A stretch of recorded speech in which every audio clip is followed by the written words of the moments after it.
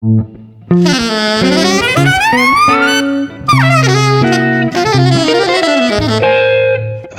Jazz.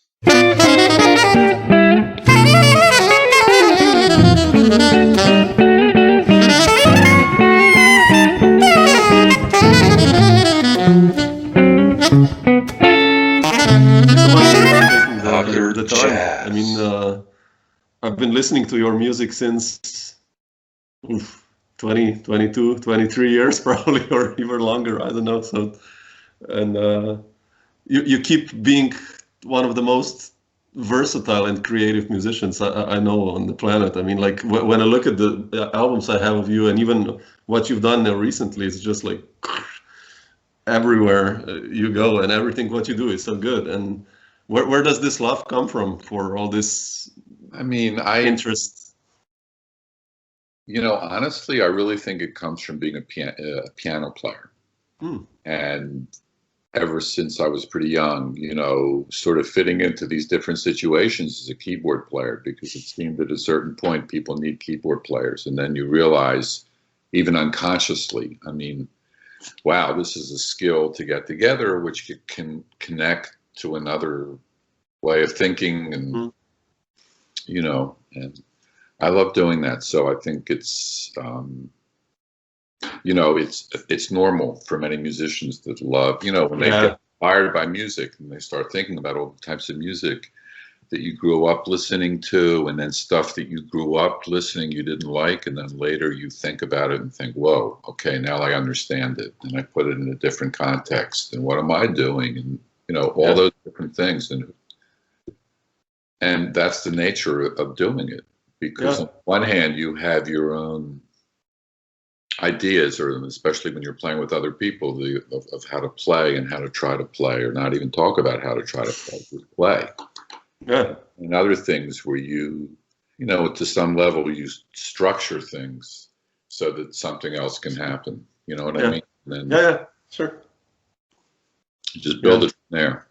Yeah. I mean, I want to talk to you in the beginning, like about the two latest things you did. Like, I knew about The Passion of Octavio Scala. I mean, like, I've listened to it before, but the one you sent to me, this Catbird thing, the new quartet, I was so happy, because it's like this quartet date of you, and quite burning jazzy in a way. You know, it's like I really love that. And I wanted to ask you, how did you get this? I mean, I know you played with Clarence Penn and Mark Alias before in trio and probably in other lineups, but how did you get these guys together? I think John Irabagon is like a new kind of in your, or have you cooperated before? I mean, we definitely have known each other for a while. We played either in other people's projects, like we did stuff with Zorn, like as a duet, playing his music, or also in his music. And, you know, John is great. I mean, John actually, I think, now moved to Chicago. I think really? Oh, wow. I didn't know. Oh. Yeah. I'm not sure, though. Yeah.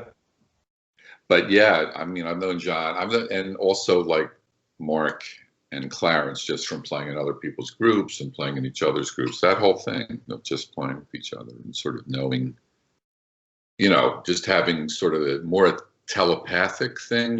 Just like, let's work on this and then let's forget about it and let's just play. And it's nice. And how did you decide for this quartet? I mean, like, especially for these guys, like at this point? I guess mostly because we were playing together. Especially trio. I had done several tours like around that time, so we were playing a lot together.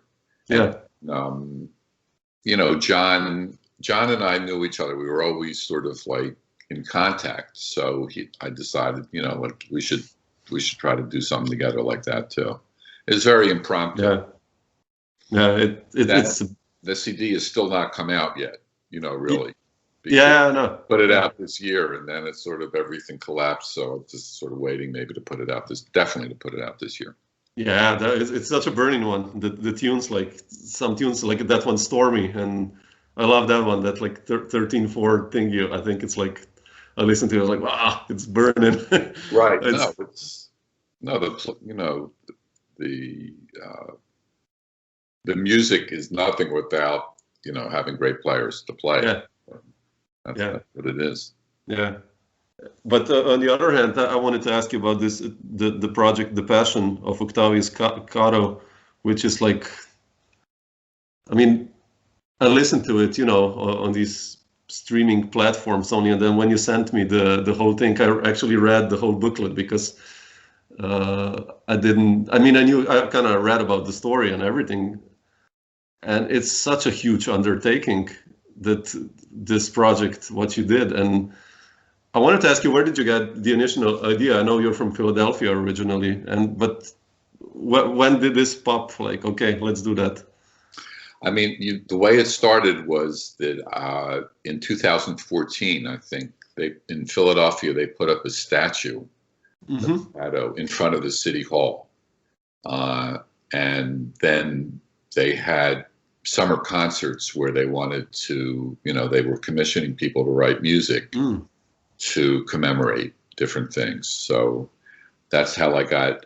I mean, I had heard about Cato because in Philly there's certain like these men's groups that walk around with, they have hats, and they would come to these social places where we were playing music, and it was like, what is the group about? What is the thing? And then they're like, you know, we're celebrating this guy's life. He was assassinated in Philadelphia. He's very underreported in history. Yeah. History. Nobody really knows about him, but there was always been a commitment to try to get his story out there, and then a book came out. I read the book and started to get into all this sort of, because I'm really interested in the history of that. So basically, that's how it got started. And we did a concert in 2014 in the summer, which was a free concert. And it was so many people came. It was really like one of these very beautiful, beautiful concerts. And then, you know, it sort of lay dormant until the conductor and I started meeting. His name is Andre Raffel. Yeah. During Trump's time and during all the Black Lives Matter and all these things, and saying, man, we need to record this. So we went on Kickstarter and we raised money to do a chamber version of it. I mean, it's not as big as a whole orchestra, but it's like 55 people orchestra with a gospel choir and the same singers. And a lot of the people from Philly, but also musicians from New York. Yeah. And so that became the CD, you know. Yeah. How was it like for you when you heard it the first time in like this grand, I mean, as you as a composer and arranger, when you hear like such a thing, like as a player also on stage, I mean. It's beautiful. It's especially if you see that the people, you know, because I think in that first concert in Philly, there was maybe 300 people in a choir. Wow. And it was beautifully rehearsed, and so yeah, it was great. Yeah, that's incredible. I mean, the most I've worked like is like with 30 people on stage. I have like a guitar orchestra in Slovenia of my students. It's like 25 electric guitarists, and for me, like have this wall of sound already. You know, it's amazing. But to imagine this project, it must be even like, you know, like heavens opens up and I don't know, or something. No, it's of course, you know, the whole gospel, the whole singing style, everything is it's spiritual, so beautiful, soulful, yeah. But you're originally from Philadelphia, right? I am. Yeah, in Philly. And how was it like for you? I mean, I've read somewhere, I think that in 60s and 70s, then like all these amazing guys came to Philadelphia and you got to play with them, like Hank Mobley and Philly Joe Jones. And how was that like musically for you? I mean, I mean, those guys lived in Philadelphia. They were, so we would go to hear them play at clubs, and you know, at a certain point, especially, you know, we were humble and we were in awe of them. But then, you know, it made you want to practice because they would let people sit in and play. Okay. It was very social. It was very beautiful, you know, in that way. So, but, you know, I started doing that when I was like in high school. So especially once I moved out of my parents' home and started going to school, I you know, I was just playing every night, and that was really, it was good. That's the way I think, in a way, at least for a certain type of music, definitely playing every night like that helped me do it. Like standards and everything. Yeah, I mean, I would say that, you know, the majority style was bebop, but there was also sort of an out electronic, Jamaluddin Takuma, Rick Iannacone. Oh yeah, exactly. Yeah. There was the whole Grover Washington scene, which was, you know, I know people would say from other schools, you know, what's the point of playing with? But it's actually, no, I was learning how to accompany and play in a situation. But then there was the real thing that, especially a lot of New York people would come down to Philly to play. And at a certain point, I mean, I was a little older then, you know, playing in the rhythm section where they would bring horn players down. So you're sort of like, wow, okay, you're playing with this guy. Yeah. And that type of experience. So, I mean, Philadelphia is a very complicated city, like I guess most, you know, every place, but in the sense that there's a, politically especially, it's gone through a lot of changes. During the period when we were growing up, it's changed a lot now. Yeah. So anyway, yeah, I'm definitely from there. And but what was like, you know, you mentioned all these jam sessions in high school, but when was for you, like jazz-wise or improvisation-wise, a trigger where you said like, okay, I want to learn how to do that. I want to craft this, you know, improvisation and jazz. You remember some concerts or like what? I remember when I was young that I had an uncle who gave me 2 records. One was Round Midnight by Miles Davis, and one was Crescent by John Coltrane. Oh yeah, shit. Yeah. So right there, I was like, okay. And I mean, I was taking piano lessons. I knew about, you know, what I thought was jazz. You know? But then I started to understand, no. And then I think the other thing that helps all the time is that you're sort of with other young people that are pursuing it. If you're playing with other people and you just start everybody makes their own personal connections, what they discover, what they think is the shit, you know? Yeah. And so I was definitely in that head. And also that the older musicians were sort of, you know, they were tough guys. They didn't. So it was, I think a lot of the younger musicians tried to work hard. They were serious already about trying to get their music together. Yeah.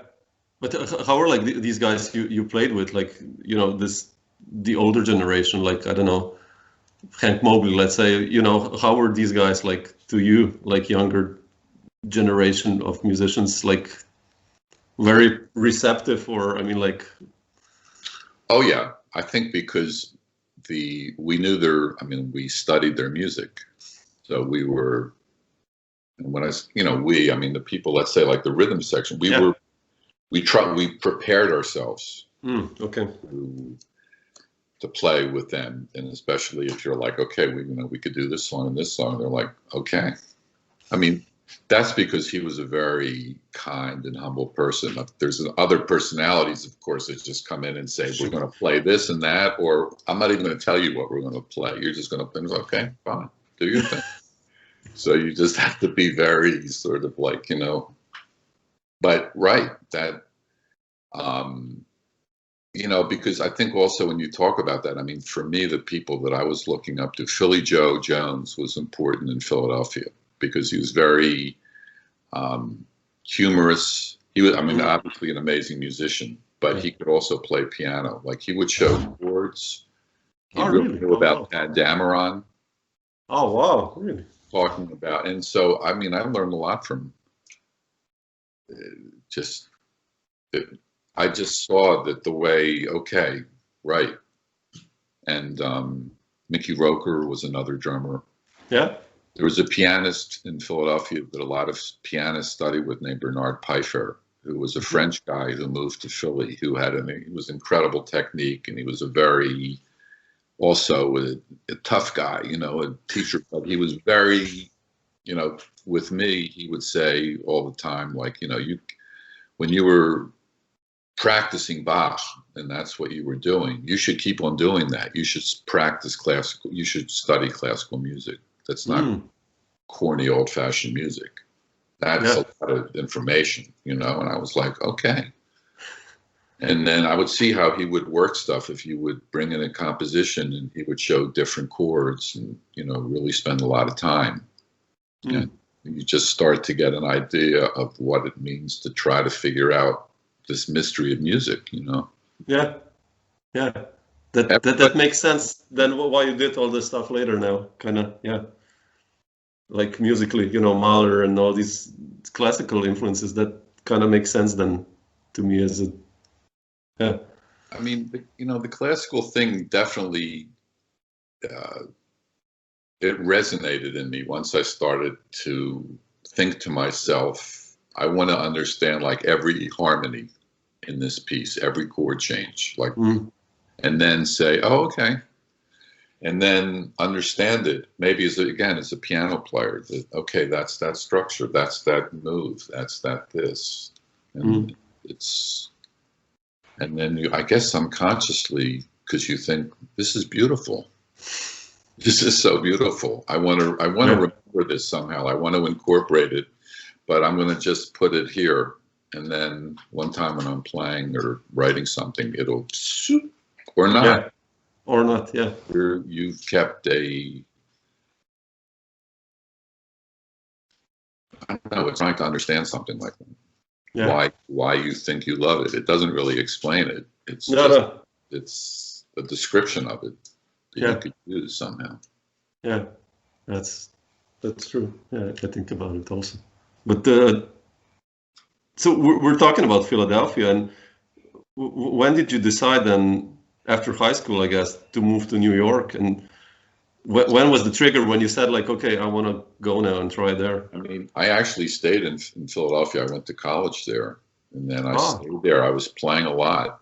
But I guess at the time I was 26, 27, I was trying to move up to New York because I just thought, you know, maybe it's time to make that change, you know? That's like mid-'80s or early 80s or... Right. Yeah. Exactly. Wow. And how was that like for you, like coming there? Did you know like musicians from New York, like, and had some contacts already, or? I knew, you know, I knew some people from Philly that lived up there, and I used to stay in the summer at this, Bobby Malik was a saxophone player. They got this apartment from Michael Brecker, who got in, you know, that's where Dave Liebman and all those guys lived, this loft. Yeah. I mean, now it's totally, you know, like a upscale building, but back then it was just a loft they were living in. And no, so anyway, you asked me how it was. I mean, I had the typical, I guess, experience of trying to live there. It was totally different than New York in the sense that I had no gigs. You know what I mean? In the beginning, it was hard to get gigs and people, but I was playing a lot. I was meeting people and sort of understanding the idea of people rehearsing their own music in basements or rehearsal studios or places, you know, like a loft, whatever, and then trying to work on that and go and hang out and play it. And so there were a lot of little clubs that, you know, when I started to play, but then I gradually met musicians and was playing in these places like Augie's, again, in the rhythm section where all these people would come and play. And I met them. That's where I met Benny, even though, you know, a lot of saxophone players would come by there to play.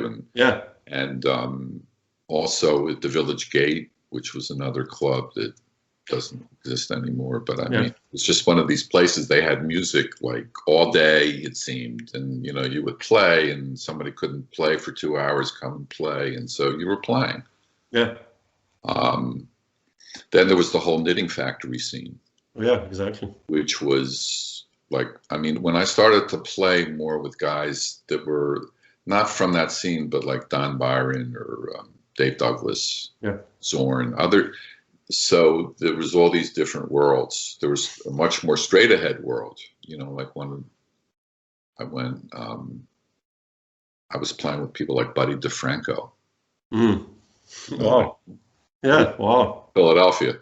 But, and then also like with Don or with, so that was another thing of just seeing that, even though other people were sort of self-consciously saying, oh, there's this scene and this scene, and to a certain extent compared to Philadelphia, it was much more segregated.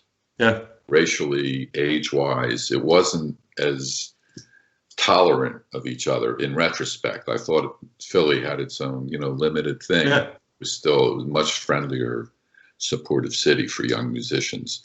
Yeah. But New York is New York, so it just, that period, you know, was a good way to meet a lot of people. And I think for a lot of musicians, at least that I saw, when we started to play in Europe, that's when we started to be able to make some money. Yeah. And when was your first tour in Europe? Like, do you remember? I do. I think it was 1985 with Cornell Rochester. Really? Wow, so early already. Wow. How was that like for you? Like this experience? It was amazing. I mean, first of all, it was a huge crowd. It was like playing, I mean, in our minds, it was like, whoa, you know, we were playing in like these little bars and these little places, and all of a sudden there were like literally more than thousands of people listening.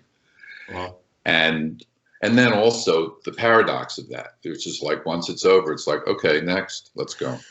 Yeah. And like, whoa. And then, but I would say in the 90s was when I really started, I mean, I have a family here, so I could have just stayed in Europe. Yeah. And that was a whole other thing of realizing that paradox of, you know, that in a lot of sense, a lot of the American musicians are really supported by interest and support from Europe, which does not exist in the United States. So. Yeah, definitely. But you mentioned 85 in Germany, and I guess in Austria and all that, like, you know, Europe. How was that like, you know, because there was no European Union also. Right. So, I mean, I guess border control everywhere, and, you know. We had some hilarious, I mean, I once went to Romania with Sam Rivers and Barry Altschul. Really? When we left, they tried to take Santi Debriano's bass. They said, you stole this, you know, and and so we were like, what are we supposed to do? And then, of course, somebody said, man, you got to call the promoter. Call the promoter. They go in the back. They call. They talk. They work a little arrangement out, and we can go with the bass. But, you know. Yeah, because nowadays it's like easier. I mean, again, it's tough to organize tours nowadays, like because of, you know, but let's say 5 years ago, you know, it's easier. You send out emails, you have your mobile phone, but I guess in the 80s, of course, it was just, if you were stuck on a border, you were stuck on a border, right? Or right. Yeah. No, I remember that. We've had, you know, certain like problems sometimes with that, with the border. And I saw one time I was on a tour with the only European person on the musician had a cell phone. This is before the American guys had cell phones. And that saved us, because this guy was going to take two of the people off the train, and it was really bad. So I said, wait a minute, we have to call the promoter.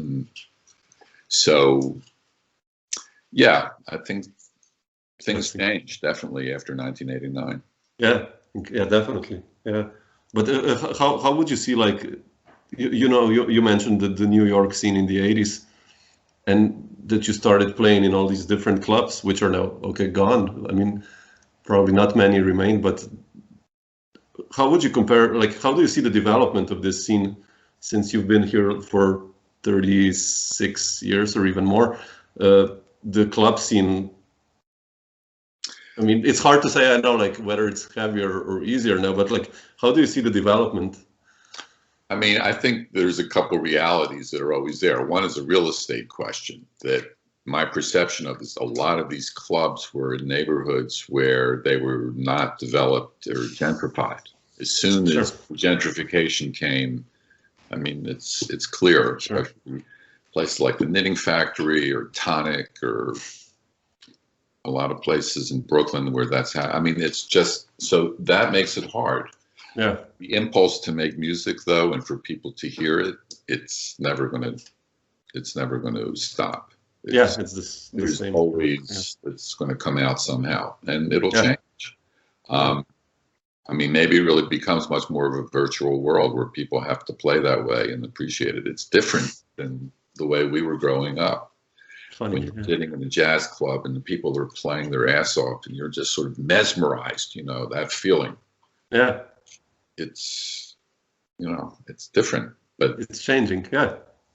But I think, there are still clubs in New York. There are still forums for playing. Yeah, sure. And there's definitely thousands of amazing musicians. I mean, it feels, I don't know, I never, I always heard that thing that, the music is dying, and I know things die off and then other things come up, but it's still very vital and interesting music. I mean, for a lot of the people.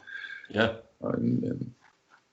No, it's when sometimes people romanticize the old times, but progress is not necessarily bad. Nowadays, let's say we couldn't do such a talk 20 years ago or even 10 years ago. So there are really good things happening despite some things are dying. Okay, well, that's evolution in a way also, right? So that's life and death. Life in music, yeah. I mean, I think one of the cliches about New York is that that's the reality, that a lot of people, I remember when I first came there and I saw that it was tough times, they said, yeah, but everybody, you think that like back when Miles was playing at this club every 6 weeks, some weeks, it was always mob, and I'd be thinking, yeah, I would have been there every night probably. But they're like, no, and then sometimes it's the end of the night and it's like 6 people and it's like, okay, let's just close it down. Yeah. You know what I mean? And not with him. But no, but I know what you mean. Yeah. It was this, I don't know, the music has existed in a very tough environment for a long time. So it's again, like what I'm saying, the impulse to play and to do it, it's not going to go away. Yeah. Despite whatever is surrounding us. That's true. Yeah, but who were like these first musicians in the 80s? Well, like that you kind of started. I know you mentioned like Dave Douglas and Don Byron later, but like who were the guys that you met like in the 80s and you still kept playing? Like Mark Alias, I guess, was one of these guys, right? Or well, I met Mark through Barry Altschul. They played, of course, together. Right. Yeah. And so Barry Altschul used to play with, I met a lot of musicians actually when I first moved to New York through Barry. Playing. Really? Okay, I have to ask him that. I have an interview with Barry next week, so I'm really curious also to ask him about these things. Barry is beautiful. Yeah. And, but I'm just trying to think in terms of other musicians who were playing.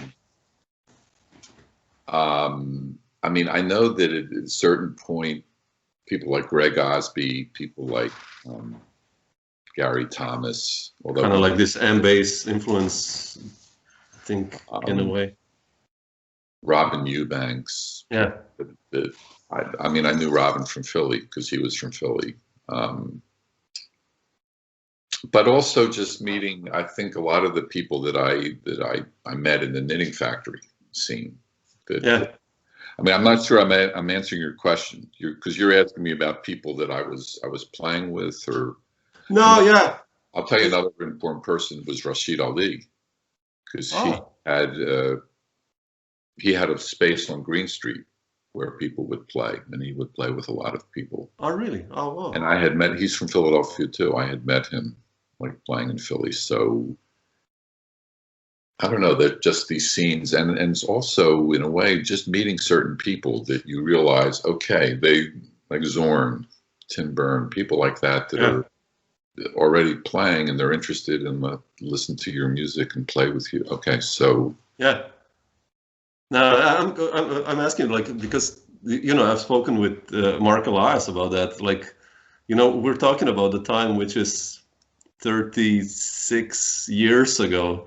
So it's like me reading a book about Miles's autobiography when he says like in 51 where they played in these clubs. And, you know, it's kind of the same almost like when you were in 86 reading about or speaking to someone about that. That's why I'm like really interested in this, what was happening also. You know, it's like so cool. It's history basically already. So it's a weird thing. I mean, you know, I guess it also has to do with the stage in your life when you're going through that history. Yeah. But especially if you're involved in it, it's hard to think about it sometimes, right? Like that, or it's hard to think about it in the sense that it's, in other words, when you say like it's looking at miles, I would never put us in that category of greatness, because I share your enthusiasm for being really, you know, having a lot of Miles Davis music in my heart, you know, and so no problem, you know, what he was doing. But I also see that it's, you know, I mean, it is, I don't know what it's in the past. Yeah, certainly. In the past, it's going somewhere else. Yeah. And so that's a strange feeling, as you see. I mean, I feel it. I think it's sort of strengthened during this pandemic. You know, what are you doing? What's going on? Who are you? What have you done? Yeah, probably you have more time to contemplate on things, also, I guess, on everything. Yeah, but Uri, I wanted to ask you, like, you made like your debut in 1992, right? Sphere Music. Yes. When was this moment that you decided? So you've been then in New York already for 7-8 years, or when was that moment that you decided, okay, I want to do a record as a band leader? And I guess you were leading bands already in between, right? Your groups, but yeah, I mean, it was a question of, I don't know. First of all, I guess because at that period I was playing with those guys, and I thought. And secondly, I guess I had the money saved up to try. Sure. Okay. My first record was a demo tape. Oh, really? Yeah. Oh, wow. And Stephen Winter put it out on his. He had a label before Winter and Winter called JMT. JMT, yeah. So he put it out, and then after that, you know, we started working together. But it was more, you know, just. That situation. I mean, I had made other recordings, which I'm not sure they ever really came out anywhere. Do you know what I mean? That I would try to. But it was also just to try to get a deal with the record company, which is what people used to do in those days, like that. Sure. You know. So it was just that thing of just see what happens. Yeah. Yeah, it's funny to hear that recording, because it's again one of those things, how versatile, what I said in the beginning you are. It's like this completely different vibe than the next projects. I love that hearing. I mean, I guess it's with the musicians, you know, Gary Thomas on it and all these other guys, Graham Haynes, but it's cool to hear those guys. But I'll tell you who. I mean, it was really with Ralph Peterson, because I was playing with him a lot, and he was living in New York then, and his wife then was a bass player, so we would play trio in their apartment, and then we would just play in different situations, and you know, he's an amazing drummer. Yeah, so, sure. No, we just enjoyed playing with each other, and it was a very, I don't know, a lot of the stuff that happens seems like it happens just as the people that you're with, that you're playing at that point. That's another mystery of getting older, that, you know, then life goes on and everybody moves into their other spheres. Yeah. Yeah. So, but in that moment in time, you know, I was playing a lot with Ralph, different bass players. Anthony Cox, he's another. Cox. Was on that. Oh, I love, like that. I think that Dark Metals, that's his album, right? Right. Yeah, I love that one. That's he's from Minneapolis, and he moved back. He didn't like New York so much, I don't think, so he left. But we used to play together. Kenny Davis was in Don Byron's band, and so you know, it was just a question of who, a lot of times, you know, who you're playing with. Okay, I got this project, let's do it, boom. Yeah. It's funny you mentioned Don Byron, like you guys are quite similar in a way, like this broad thinking of doing so many versatile projects. I love that with you. He's a brilliant guy. He's a brilliant guy. And yeah, I mean, he, you know, when I started playing with him, it was with his klezmer group. Yeah. And yeah. Talk about playing in Europe. We were staying in Europe just for months playing.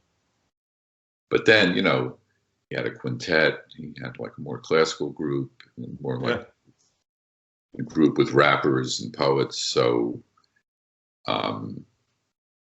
you know, he's a brilliant musician. Yeah, he is. I love. I have him on so many records that you guys did. It's so cool that you started working together. Like, no, we had a beautiful connection. Yeah, beautiful. But I wanted to ask you, like, for this first album, and for either project you do, I mean, even for the last one, how did you, you know, I mentioned that, I don't know, 13/4 song I stayed in my mind, I don't know, Stormy, I think, yeah. And it's like, how do you start working on a project, like composition-wise? You know, a lot of times it's for a certain situation, which is just to say that if somebody says, okay, this is a group of musicians that will play this, you know, and then you think to yourself, okay, so you have these musicians, these instruments. Yeah. And just start sketching, start just thinking, and not necessarily trying to connect your ideas. And then you start to hear it somehow as you're working with it and what it feels like to work with it. And then sometimes you can have like, oh, okay, I could do this and just have a complete part of this be this thing. Yeah. Or I could just, if I'm not feeling that or hearing that, just work on like a texture or something that happens and don't worry about what happens after it, you know, just. Yeah. And then after a certain while, you have these different ideas that you can somehow either say they don't belong together or no, they could belong together. You know, you could build something that moves into different things. Yeah. And I don't know, the only reason I'm describing it like that is because I perceive a lot of music like that that I love to hear, that I'm hearing like, what is going on? Oh. Yeah. And on so many levels. I mean, like, you know, I was totally obsessed with when I was growing up with a lot of friends of mine with Coltrane, and, you know, the substitutions were working, and it was, you know, even as a pianist to try to hear what those, and then playing with people that said that it's not important at all. Yeah. Yeah. And trying to say, okay, I understand. And so there's a way of thinking, if you did this, now try to do this. Yeah. No, it's, I mean, for me, it's like also, I don't have a problem writing a song or a composition. I mean, I think once you get the idea of how this works, it's easy in a way, but like, I think the question that I kind of always want to know is like, how do you make it fresh always? How do you keep your, you know, I have a problem with this, I don't know if you do, but like I sometimes start playing something and I'm like, okay, I've done this. Right. You know, how do you keep it fresh? Like, because the new one, like, it sounds so fresh. And I don't know, how do you do that? I don't know. I mean, I'm not sure I succeed. You know, I have a lot of self-doubt. Yeah. So I mean, I think that on a certain level, you try to distill something. And I don't know, sometimes I was working in things where I felt it's so open-ended that it doesn't even matter what it is, and it's great. And then other times it's like, no, it's boring. And then other times is like, if you try to compress you can get certain things happening, especially the way people hear things. Yeah. But other times I don't want to play that way at all, especially when I'm playing live. Yeah. So I want to have like a system where I can play all those gradations of that order. Yeah. And so if you're playing, let's say like in a trio or even in a larger group, where there's certain guidelines that are like, when we get to that, do this, but then don't worry about it after that. Yeah, that's smart. Okay, you're going to hear me play that, then we'll just stay on that thing for a while, or naturally just see what happens, and then you just play a solo. So to me, that is one way to sort of keep things fresh, in the sense that you're disrupted.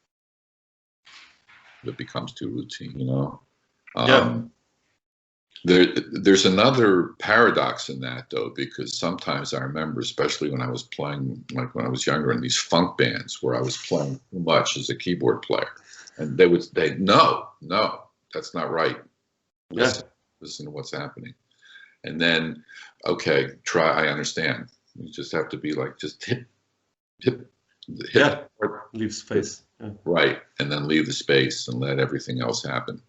Yeah. And then when you get a group that's so tight, okay, it's not a new idea every night, but it feels wonderful. Yeah. It's a moment of release to play that way. Yeah. So, I mean, I don't know. Honestly, I don't, I mean, of course, I've been in situations where it's like you're sort of thinking, the music is becoming routine, and we're fulfilling a function and doing this and that, but not so much in terms of, when you're left to your own devices and playing with other people that I think also that because you do so many projects, like, style-wise, stylistically, that's why it's always fresh also for you, I would say, right? Like kind of bedrock style, like solo piano duos. Right. I guess that's really smart to do, right? Well, only because they're like old preoccupations. You know what I mean? I've been dealing with that for a long time, but I still feel like I need to practice and work on it. I don't think you get to that point. You're always thinking, wow, and so but you're right. The idea of, another thing is that I guess when you're trying to write, like during this pandemic, I've actually like tried to write a lot of music, composed music, not improvised music, just sitting down. And it's, it's very, what I miss is playing, just not having to think of that, because it's like it is a spectrum where it's great, you write and you craft, but there's a certain sterility in it until people actually play it. Yeah. Because when you're playing, you're just doing your, and so it's, I don't know, sometimes I feel I like that, the spectrum changing, like you can sit down and write a couple measures and be like, okay, that could be good. And then think, I don't even care about the structure tonight of playing. Or I want, here's a group of music that we should play and really try to play it beautifully and all that, and get into that in the moment type of thing, in the moment. Yeah. So are you then, like, as a band leader also like that? Let's say with quartet, or, okay, it depends. Like if you have a large, huge project, it's different. But like in a small trio, or like you being a band leader, are you fairly liberal in a sense of leading the music, or how do you work as a band leader? I would say so. In other words, I'm not in all cases, I guess, but in most cases, as things go off script, I don't freak out. I just go flow. But I've been in too many situations as a sideman that are humorous, like, okay, that happened, and it's great, But I like that. Actually, that it surprises you, right? Makes me laugh. It makes me happy in a way. That thing can't be trampled down, where these musicians are chained to the music and everybody's struggling through it. But I know on the other hand that when you struggle through it and then you just go up there and it looks effortless, but actually the people have been working their ass off to get it together. And day after day it gets a little better and better. And then the people are like, yes, that's a beautiful feeling. You can't just get that by saying, okay, let's just show up and play. Yeah, sure. Definitely. So there's so many different aspects of that. But I mean, in general, I would say I'm pretty loose. But I also would say that it's because a lot of it, I mean, especially when I was doing the bigger projects with musicians like Ralph Alessi or Chris, Don, all the people that ever played, you know, they knew what was going on. Didn't really have too much. Incredible musicians, Yeah, and so that's the thing. Sometimes when you actually, it's interesting when you have to organize it, let's say for students, you know, I've had that experience where, you know, you really have to I don't know, explain it in a certain way, and then you see, wow, okay, they play great. Yeah. So it's, I see the different ways of doing it, but I prefer to let things flow, you know, and see what happens. Yeah. Do you like in this sense also being a band leader, like, because it takes a certain responsibility, right? I mean, you know, when I've been in the situation, I understand what, you know, it's definitely an added responsibility in my own mind, because you have to, you know, you have to make sure that you take care of the musicians, because a lot of times people think that going on the road or doing that is so, you know, it's always so easy, and it's not. It's no, yeah. But in terms of you know, trying to understand different people's personalities and how they're perceiving what's happening on the road as it's going on, I think I've gotten pretty, you know, you just get an understanding of what that is. Yeah. You know, so in that it's necessary. You have to take care of that stuff. I mean, in terms of like being a vehicle, quote unquote, for your music, you know, saying I wrote this music and I need a group to play it. So it becomes a pleasure. I mean, it's it's a beautiful thing when you're hearing it and you're seeing, even more so that the musician, you know, every night if you're playing on the road, let's say, it's becoming more, it's beyond what you wrote. It's more like, okay, and that's a great feeling. Not always that way every night, but in the sense that you're it becomes a living thing that's moving every night. It's great. Yeah, it's funny, right? Like the first night, I don't know, European tour, and then the 12th night, and I don't know, 18th or whatever, 6th. It's like sometimes it's developing. One night it's then really boring, or, you know, then again it's like amazing. So yeah, it's a funny creature. I agree. It's, you know, there's certain ways you can think to try to, hopefully that it's going to happen that way, but you're right. You can never, it's like anything, you know, you don't really know what it is until you've done it and you see, oh, that was that, or you're in it and you have to do something. Yeah. I wanted to ask you, Uri, about also your solo playing. You mentioned like before when you kind of compose that you know, you go into an area and then you let it loose, or even what happens. How is that the same you would approach solo playing, like, you know, Kelly Tom, like, or Solosphere, or whichever record? When I listen to you, it's like seems like that you have so much freedom. Of course you're solo, but on the other hand there's a structure always when I listen to the compositions or improvs. I mean, I think that also depends, because, you know, when I was starting to playing solo, like I would do this for hours in certain what they call piano bars downtown Philadelphia. You know, like you would play, let's say, from 5 to like 1 in the morning. Wow. Standard. And it was like, whoa, you know, you better get some standards together. So it's a challenge. It was a challenge, but also because the people sort of knew the standards. I didn't know them. You know, to me, it was like old people's music, but it was like, these people know this stuff. Okay. Yeah. But, you know, when you have a composition, especially if it's a composition that you're dealing with how the improvisation works with the composition itself, assuming it's a piece like that, you know, you play in a certain way when you have a lot of freedom, but you also were responsible for sort of defining that. But, you know, I think it's, on some level, I prefer to play with a group. You know what I mean? Yeah, I wanted to ask you that. Yeah, how do you feel? But playing, yeah. I don't know. I mean, I've spent so much time just playing piano, you know, since I was like 7 years old. Really, yeah, sure. The part I do it every day. So I just and I'm working on stuff that I'm not happy with how I'm, you know, trying to get to another level of playing. So yeah, I love that. Yeah, you know, it's. And I never really understood that whole thing when people, I mean, this is also going way back when, you know, people like Chick, talking about Chick. He was a big influence. It's too bad he passed away this week. But, you know, when people would say, if you play synthesizers, you can't play acoustic piano anymore. I think that's absurd. Yeah.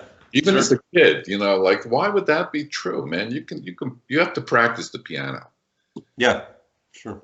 You know, those a lot. I mean, I saw a lot of people that when we were younger, they just say, I mean, you got to practice. Nobody, you know, Coltrane practiced. Okay.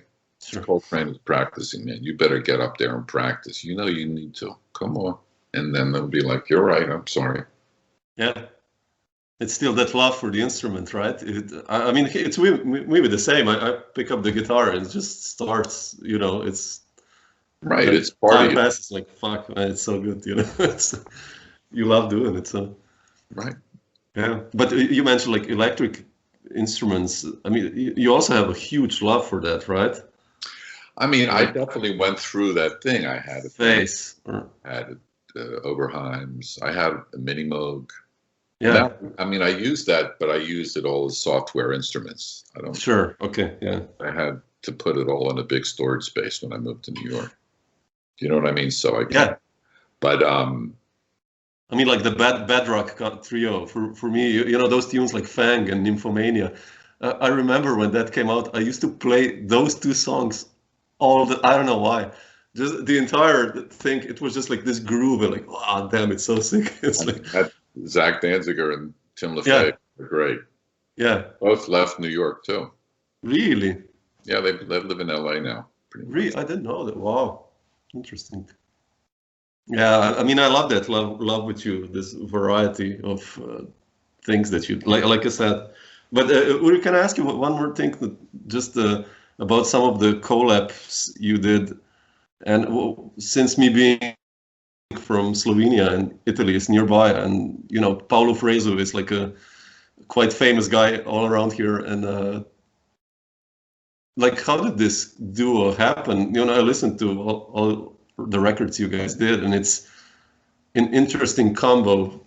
Wouldn't expect it in a way, but it's so natural. How did you guys hook up, actually? I met him the first time playing at the Rome Auditorium, because I played there a lot. There was a lot of jazz concerts, a lot of like classical. They were putting a lot of concerts on, and you know, the guy that was running the music there sort of just put us together, and we had a very easy communication. Yeah. You know, he likes to play standards. Yeah. And his compositions that have sort of like Italian folk thing, which is sort of has, I mean, he's from Sardinia. Yeah. So it's a different vibe. But it reminded me a lot of Jewish music that I heard when I was growing up. Yeah. And so, yeah, he's a very beautiful person. He's, you know, I know he's, you know, in Italy, somebody like him is actually, he's a well-known guy. Yeah, yeah. Treat him with a lot of respect there. But we've had a lot of nice tours, you know, through the years, of either duets. Sometimes we play with the string quartet with his wife. It's in it. But even just duet. And man, I really got to know a lot of Italy through these tours with him, because he plays everywhere. Yeah. And, you know, it's beautiful. Just that itself is a beautiful thing. Because really, you know, a lot of times when people go to play there, they're playing in certain places. But man, we played everywhere. Little towns where the whole town comes out and sits in their little lawn chairs out there, but hundreds of people. Yeah. You know, the hospitality is so beautiful, and the food, man. Always when I go to Italy on tour, it's like I've had a lot of beautiful experiences, and we've known each other now a long time. Yeah, definitely. But you've played a lot with European musicians also. I asked Myra Melford the other day about Han Benning, and I wanted to ask you about Han. I've seen him also live so many times, and Myra said, like, you know, when they did their duo, that she was in the beginning really shocked, you know, that, you know, how loud he is and how active he is. How did I mean, I love that Sonic Boom record you guys did, and how did that duo happen? I'll tell you how that happened. I mean, I knew him because when we would come to play at the BIM House, he would come there. Sure. A lot of the guys from the ICP, they're very, very friendly guys and very good musicians. And so I just knew them. But one time I was playing a solo in Seattle, and I heard this rumbling backstage, and then it was him bringing out a snare drum, and he just sat down on the floor and started playing. He didn't ask me, and it was totally cool, and the people loved it. And you know, he's really swings his ass off. You know, yeah, he's like incredible. Yeah. He's incredible. So it was like an immediate hookup. And he's a beautiful guy. Yeah.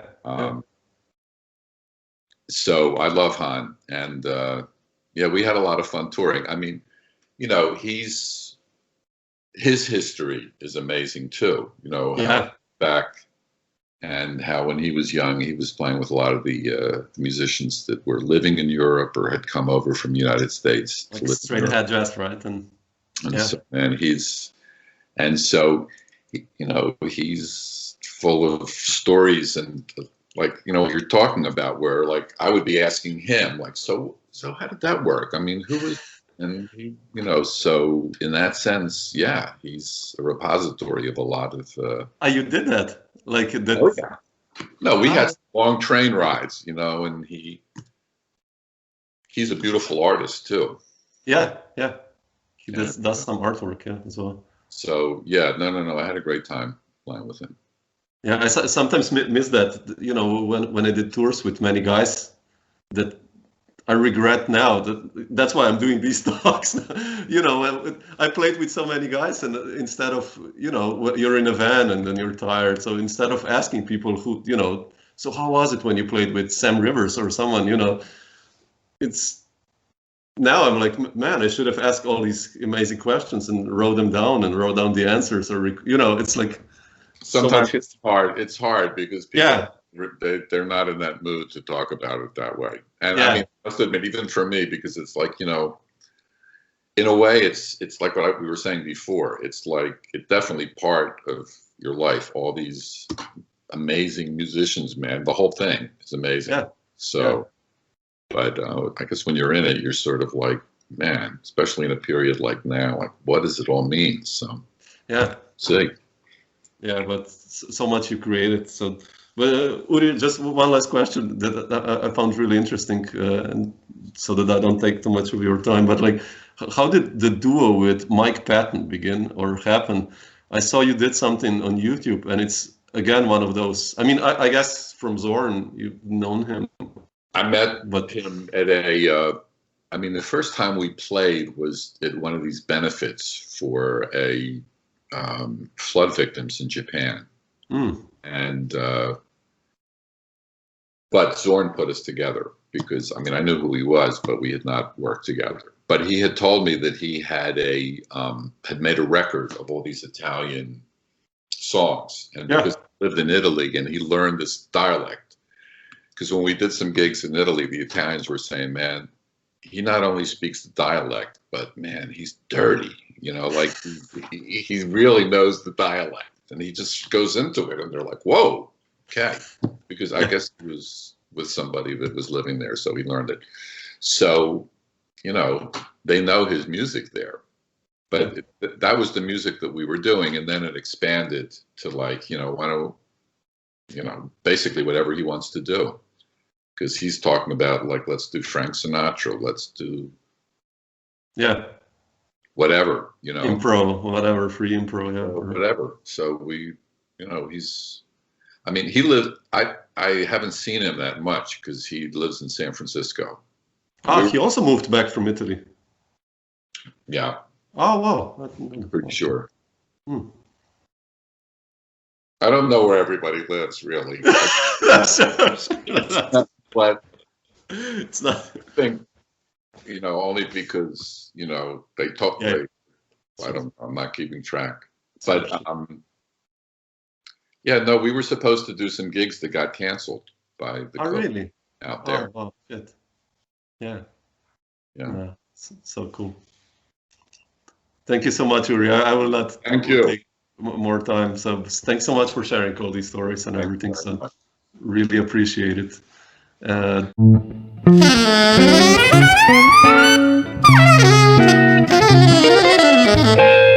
Dr. Jazz.